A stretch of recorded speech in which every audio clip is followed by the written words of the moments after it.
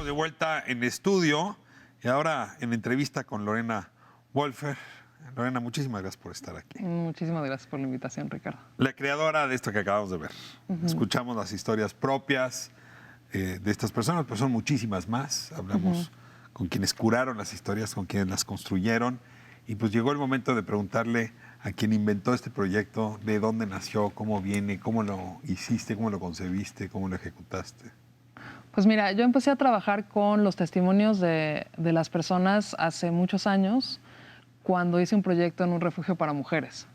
Originalmente, platicar con ellas iba a ser como el primer momento para ver qué producía yo con lo que ellas me contaran. ¿Y tenías pensado desde el principio arte plástico o qué producías? En ese entonces, como... hacía performance y empezaba a hacer intervenciones en espacios públicos. Okay. Había hecho esta contracampaña que se llamó Soy Totalmente de Hierro, a la campaña del Palacio de Hierro. Pero en ese momento, digo, yo pensé en la conversación como el material, digamos, con el cual yo haría algo después, ¿no? Que sería como el punto de partida para hacer algo. Y descubrí muy rápidamente en este refugio para mujeres en situación de violencia extrema que el acto de contar tu historia era quizás de las cosas más poderosas que hay, ¿no? Y no solo poderosas, sino que además en estos casos de realidades tan vulneradas, de tantísima violencia, que poder contar tu historia en tus términos podía ser una forma de reparación, ¿no? En términos de la reparación del daño. Claro. Ajá, poder contarla. Incluso siempre me remito a esto, la sentencia de Campo Algodonero, el primer punto de la sentencia es que el reconocimiento... La sentencia que tiene que ver con las muertas de Juárez, ¿no? Con los asesinatos los feminicidios de 3 mujeres en Juárez, ¿no? Lo que dice es que la sentencia misma es la primera forma de reparación, es decir, el reconocimiento de lo que sucedió es la primera forma de reparación. Entonces, bueno, a partir de ahí, la idea de poder contar las historias, de que cada quien contara sus historias... ¿Todos son víctimas? En este caso no. No, en ese momento sí. O sea, bueno, en ese momento era un proyecto que tenía que ver con mujeres y violencias. Pero bueno, de ahí viene como todo mi trabajo con los testimonios. Y ahora lo que traté de hacer este es un proyecto, digamos, muy complejo porque trata y aborda a personas, a esto que llamamos personas otras o personas no normativas, ¿no? Que son personas que por diversos motivos se salen de la norma, de eso que entendemos como normal. Entonces, pero déjame si lo entiendo, la mujer que decía, pues mi historia es contar el divorcio, y lo dice además con mucho orgullo. Entonces, ella está fuera de la norma. Está fuera de la norma porque es una adulta mayor que ya no le es útil a la sociedad y que no está, digamos, en el rango de edad. O sea, no se divorcia para volverse a casar o para... No, ni siquiera. Es una mujer mayor que ya no forma parte de la toma de decisiones, digamos, del entorno en el que vive. Igual que las niñas y los niños. Las niñas y los niños no se les pregunta, oye, ¿cómo concibes o cómo quieres que sea tu escuela? El caso las del personas niño adultas, que lo veíamos hace un rato, que me hacía señas, ¿no? Y como la madre es su traductora. Otra vez, estamos con alguien fuera de la norma. Estamos con alguien fuera de la norma por la edad, pero también porque es un chavo que tiene una discapacidad, ¿no?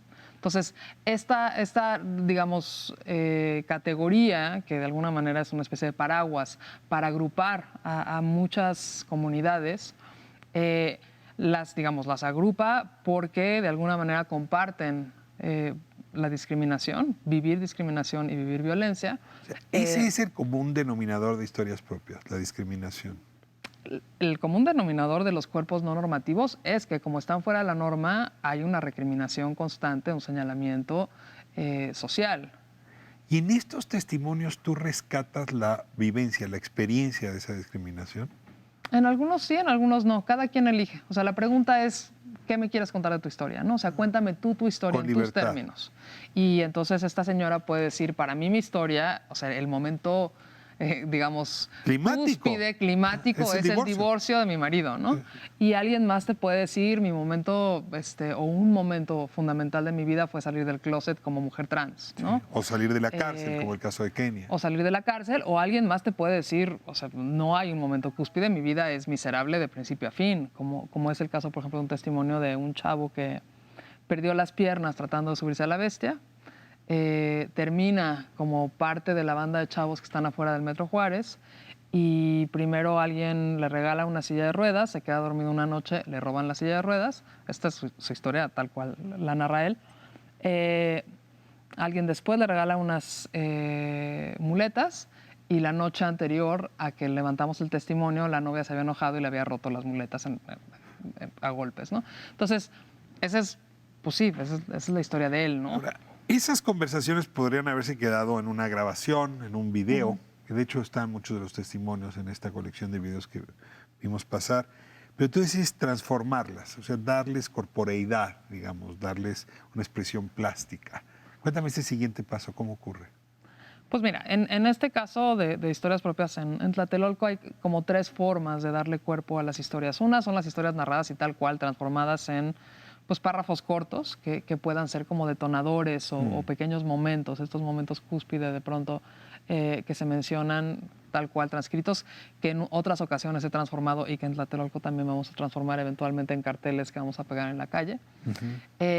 Está también el registro fotográfico. Le dimos a la gente cámaras y ellas y ellos y ellas tomaron fotos, nos regresaron las cámaras a la antigüita, entonces había que ir a revelarlas, negativos, transfer. Las cámaras estas desechables. Cámaras, sí, cámaras Kodak. O sea, los improvisas fotógrafos. Y salen Y salieron unas fotos pues, entre formidables y terribles. Hay, por ejemplo, una secuencia de 4 chavitos en Tepito con una pistola que es... Después descubres, en algunas fotos no está claro, pero es de plástico, pero es igual terrible, o sea, es apuntándose unos a otros y en una cosa como de barrio, ¿no? Del orgullo del barrio. Y la tercera forma es con mapas. Imprimimos mapas que le llevamos a la gente y la gente... Mapas geográficos, mapas afectivos. Mapas geográficos de la Ciudad de México y cada quien lo intervino como cada quien quiso. Ahora, no todas las personas narraron su historia, hicieron una foto e intervinieron en un mapa. Algunas hicieron las 3, algunas hicieron 2, otras tantas hicieron solo una, ¿no? Y pues eso, son estas diferentes comunidades. En el caso también de Tlatelolco, además, una comunidad no normativa importante es la gente que está en la calle. Las personas, la población en situación de calle, ¿no? Entonces, por ejemplo, toda esta gente que está ahí, llegar a preguntarles, cuéntame, ¿cómo llegaste acá, no? ¿Qué pasa, no? Una de las historias, por ejemplo, es de una persona en situación de calle que regresa, intenta regresar con su familia, dice que la familia lo desconoce por completo, porque además ellos tienen estudios y él no, y ellos no reconocen que la escuela más grande pues, es la calle. Es la calle.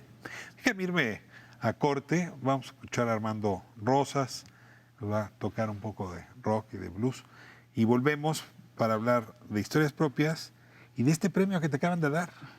Seguro. Hermila Galindo, fuiste oradora justamente ahora que lo recibiste sí, oradora, sí. en la Ciudad de México y me dicen que la pieza oratoria fue extraordinaria. Es que nos cuentes un poco qué traes entre manos y cuál es el discurso del artista en estos años. Muy bien. Vamos a corte, regresamos.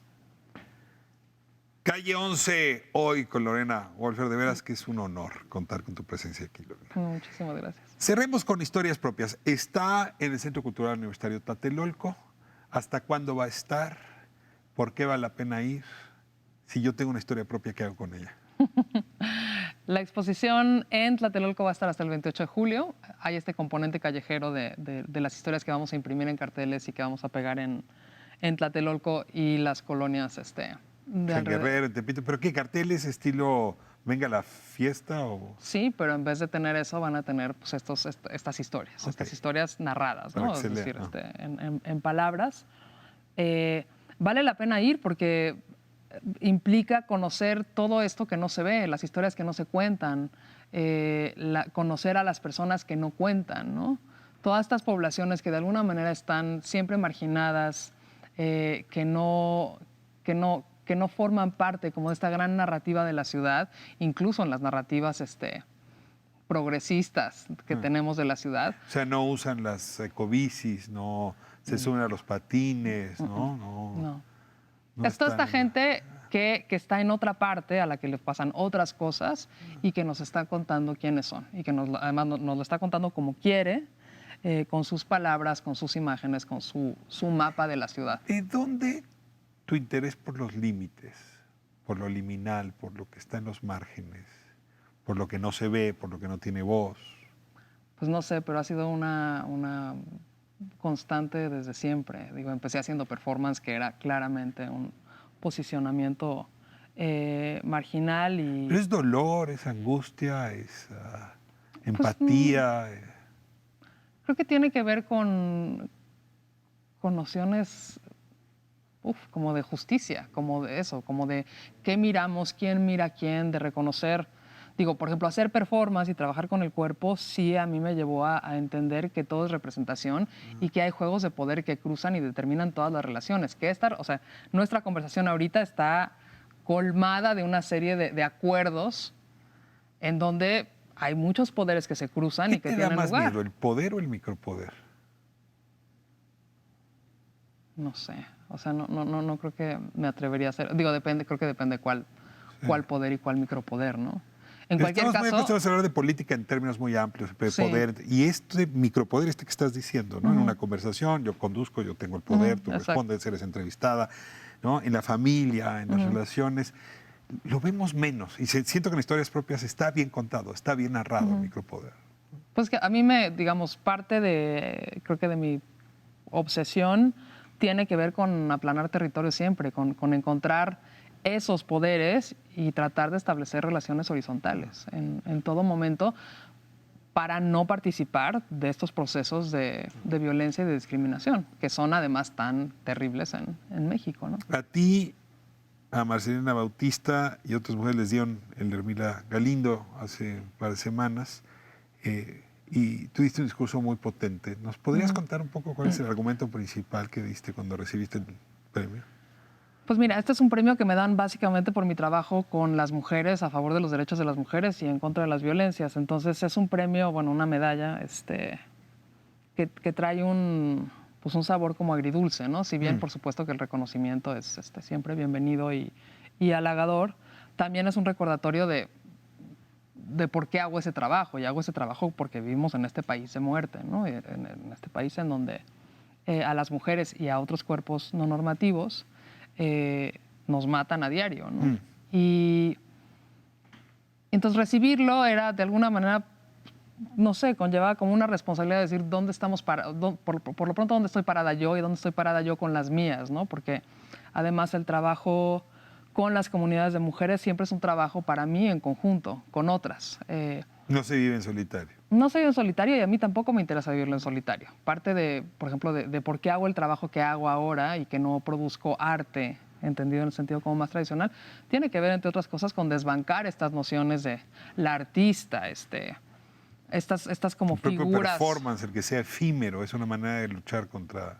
El performance no tanto, porque de alguna manera sí era yo quien estaba ahí haciendo un planteamiento, ¿no? Okay.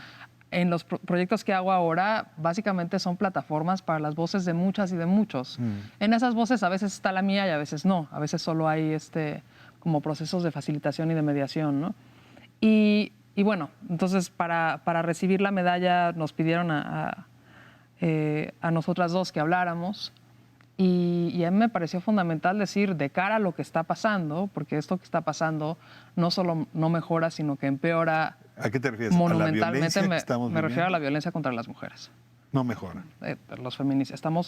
Hoy contabilizamos 10 feminicidios al día y pasamos de 7 a 10 en un año y medio, una cosa por el estilo. Entonces, de cara a las políticas, a este nuevo gobierno, a todos los esfuerzos que se han hecho, claramente algo estamos haciendo muy mal, ¿no?